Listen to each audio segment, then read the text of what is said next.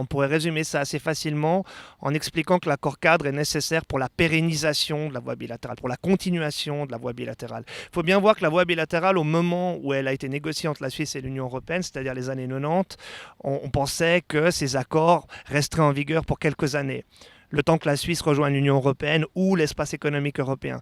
Ce n'était pas perçu comme une solution de long terme. Et donc cet accord, pour résumer, il vise à pérenniser, à faire en sorte que ces accords bilatéraux puissent se mettre à jour régulièrement au fur et à mesure de l'évolution des législations de l'Union européenne. Ce qui n'est pas le cas aujourd'hui. La Suisse n'est pas tenue, n'est pas obligée de tenir compte de l'évolution des législations européennes, et il y en a beaucoup dans les accords bilatéraux.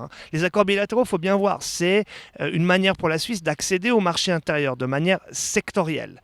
Et quand les lois européennes évoluent, les lois suisses correspondantes devraient aussi évoluer pour qu'il y ait une homogénéité du droit, en tout cas, entre la Suisse et l'Union européenne. Aujourd'hui, ce n'est pas le cas, et c'est ce que l'Union européenne demande à la Suisse depuis plusieurs années.